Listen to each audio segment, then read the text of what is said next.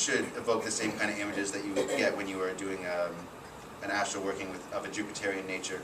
And if you're also doing Mars stuff and you feel more Marsy, then you know that there's some kind of contamination, something's wrong. So it's time to banish Mars and re-invoke Jupiter and start over again. And this is one thing, if things do go funky during a ritual, just start over. Like, really, like, it does suck. Sometimes it means a lot of wasted time and it can be a big pain in the ass, but it's just not worth it to go through a ritual where the energy's been contaminated in some way, or you've lost your flow in some way. Because if you do forget the words to something and find yourself standing there for 5 or 6 minutes, then the later inflaming yourself and praying and losing yourself in that moment is going to become very difficult.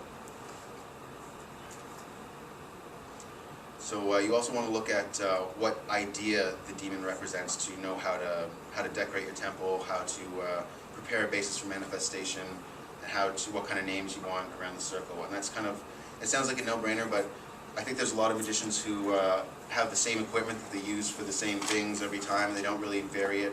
And really, like, the temple decoration and the colors and shapes and ideas that are being represented should be different depending on what kind of spirits you're trying to conjure up and what entities you're working with at the time. And this can be very small. It only takes a few things. Like, your altar should be your representation of all the ideas that you're trying to bring into play. So if you do need to bring a particular statue, a particular picture, or whatever onto the altar, if you're going to do a working that involves a particular person, you probably want a picture of that person there. This is all simple stuff, but at the same time, it's important to keep in mind, and you've got to think outside the box a little bit when it comes to that. Remember, it's not so much about the objects themselves as what they trigger in your brain and what they make you think of. So if there's any object that calls to mind the idea that a particular demon is associated with, then that would be useful to put in there. I'm going to stop briefly. As far as demons and their wetness, how are we doing on that? So I want to move on to the idea of evil as error, and we're gonna get back to that. But if there are any questions about that specifically, then I'll take those now. Well, I remember you mentioning demons in there. I don't know if you mentioned this tonight, but you mentioned something about the music almost like background static. Yeah. You're having that as an analogy, and I thought that was kind of a cool analogy. Yeah, the static, I use the term static. I think almost a more appropriate term would be friction. This comes into the Kabbalistic idea of the shells.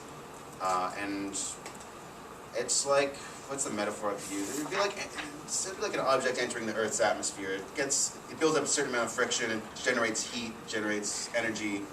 And this kind of energy is literally what is being manifested in the shells when we're trying to penetrate those to the core of holiness. Yeah. So what do you like? How do you deal with those? Just kind of keep heading towards the holiness and don't get distracted by them, sort of thing. Or? Yeah. Regular banishing is important for those. They can be really distracting, and they can be really bad. I mean, I recently went through this quite a bit because I did a long Amun Ra working over the last 4 weeks. And thanks a lot, man. By the time we got to week 3, it was just like stuff all over the place. And then it helps to have a regular method of dealing with it. I have stuff that I picked up with angels that I worked with over the years to help kind of disperse that. And I think that as long as you do more workings and you kind of balance them out with the angelic and the demonic, then you will pick up. They'll give you tools, like they'll teach you methods of dispersing those. And you can just straight up ask. It kind of helps to have a protecting angel or someone that you go to regularly for that kind of protection. I have an idea of the answer, but I'd like to see what you tell me. Like, what's their purpose? Like, why do they exist? Where do they come from? Okay. I mean, because it seems to me that I would say, okay, because you need a balancing force for a positive force, you need the other force.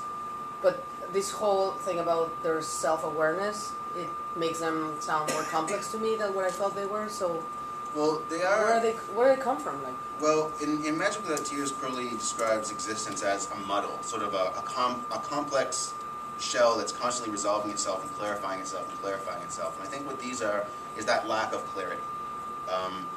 Just because when you exist below the abyss, you get that idea of difference and that idea of hostility, and really the idea of separation. Because, I mean, as many mystic doctrines have taught us, the idea of separateness is an illusion in itself. So they are essentially facets of that illusion. manifestations of that illusion. So would they be created by our own separation? Like, are they Yeah. created by human thought that goes through destruction, separation, division, whatever? Some people would say that. And it depends what model you buy into, whether you buy into the model of it's an individual sort of kind of final revelation that those things get clarified and then that person no longer has that experience of separateness, or whether it's actually kind of like it is actually a big scheme thing that someday is going to get full-time resolved worldwide, and then that's the end of that. So that kind of depends. That's open to interpretation, I would say. So you can say that it's in your personal cosmos, or it's like a general Yeah, cosmic thing? Different people have different opinions on that. I don't really have a final opinion on that myself, actually. I couldn't answer that question. But they definitely have a lot of personality. I will say, well, cacodemons don't, but the satanic spirits do, and the goetic spirits certainly do. And you definitely get a sense that you're dealing with a dynamic individual as opposed to just an elemental force or a planetary force. And this actually this plays very well into what I'm moving into next, which is there's a great quote from Hostage to the Devil, where Malachi Martin is despairing that our culture no longer recognizes the existence of Satan and the existence of demons and devils and stuff like that. And he says, if your will does not recognize the idea of evil, you are incapable of resisting it. And now, while I don't necessarily agree with his idea of evil, there is an idea of evil in Thelema, which is the idea that evil is error or misconception in some respect. And I think that plays very well into that particular quote, because the idea that you can do no wrong puts you at a great deal of risk. And this is a huge danger for occultists, because like I said, people don't like to admit when their rituals aren't going the way that they wanted them to, or when things aren't working out the way that they wanted to. They want to stick themselves to the idea that they are going to get the result they're getting, even when sometimes it's totally pathetic and someone will, do a ritual. I always use this example of my friend who did a ritual for money and found $20 on the ground. They were really excited because they thought the ritual worked, and it's just like, man, it's $20. It's not really a big deal. It's not worth writing home about, and you could have found that anyway. And if you had to do a ritual to get $20, then that's sad. That's just sad. I have a question. Yes. Now, how do you bring, I don't know if this is too open or, okay, I'm just going to ask a question. How do you bring good things into your life? Like, what good omens, how do you bring positive energy into your life? If you had such a moment that everything went horrible, how do you turn it around? Well, actually, I find that invoking, especially using magical currents and magical forces, invoking strong positive energy usually causes an epic disaster. So what do you suggest? Well, no, when you keep saying positive and everything keeps coming negative, how do you turn it everything. around? It's not that everything keeps coming negative. It's that a lot of the time, it's almost, I think, like the epic disasters create a vacuum that allow the positive energy to fill in. And a lot of, I've had a lot of this in personal experiences where, something apparently really bad will happen, but when I come out the other side, I'm in a much better place than where I started. But you do have to try and come out the other side. How to bring good things into your life, that's a question that everyone has on their mind at all times, right? So it's not the easiest thing in the world. I would say, if you're going to do this magically, then just keep on working with the spirits. Don't expect things to be good all the time. Don't expect to be happy all the time. It's not a matter of happy, it's a matter of bringing good things into your life. Well, the demons are good for manifesting stuff, that's for sure. Like manifesting material